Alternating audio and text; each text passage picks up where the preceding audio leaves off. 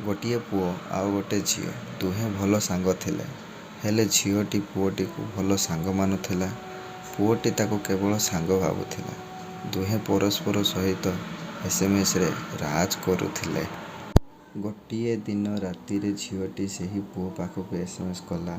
ହେଲେ ପୁଅଟି ଏସଏମଏସଟିକୁ ପଢ଼ିବା ପୂର୍ବରୁ ଶୋଇଯାଇଥିଲା। ଯେତେବେଳେ ସକାଳେ ଉଠି ଏସଏମଏସଟିକୁ ପଢ଼ିବା ଆରମ୍ଭ କଲା, ସେହି ଏସଏମଏସରେ ଲେଖାଥିଲା କି ଡିଅର୍ ଫ୍ରେଣ୍ଡ ପ୍ଲିଜ୍ ବାହାରକୁ ଆସ। ତୁମର ଘର ସାମ୍ନାରେ ମୋର ଆକ୍ସିଡେଣ୍ଟ ହେଇଯାଇଛି। I need your help. Please help ମି। ଯେତେବେଳେ ପୁଅଟି ବାହାରକୁ ଆସି ଦେଖେ ତ ସେତେବେଳେ ସେ ଝିଅଟି ଏହି ଦୁନିଆ ଛାଡ଼ି ଚାଲିଯାଇଛି। ତ ସାଙ୍ଗମାନେ ଦେଖିଲେ ତ କ'ଣ ଘଟିଲା? ମୋର କହିବାର ମାନେଟା ହେଲା କି ତୁମେମାନେ ଯେବେ ବି ଯେତେ ବି ବିଜିରେ ରୁହ ନା କାହିଁକି, ଯଦି କେବେ ତୁମ ସାଙ୍ଗ, ମା, ବାପା, ଭାଇ, ଭଉଣୀର ବି କଲ୍ କି ଏସଏମଏସ୍ ଆସେ ତ ତୁରନ୍ତ ରିସିଭ୍ କର କି ରିପ୍ଲାଏ ଦିଅ।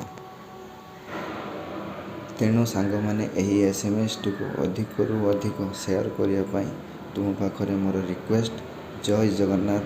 ଭିଡ଼ିଓଟି ଭଲ ଲାଗିଥିଲେ ଲାଇକ୍ କରିବେ, ସବସ୍କ୍ରାଇବ୍ କରିବେ। ଆଉ ଏଇଟା ହେଉଛି ମୋର ୟୁଟ୍ୟୁବର ପ୍ରଥମ ଚ୍ୟାନେଲ୍, ତ ପ୍ଲିଜ୍ ଭାଇ ମାନେ ସପୋର୍ଟ କରନ୍ତୁ।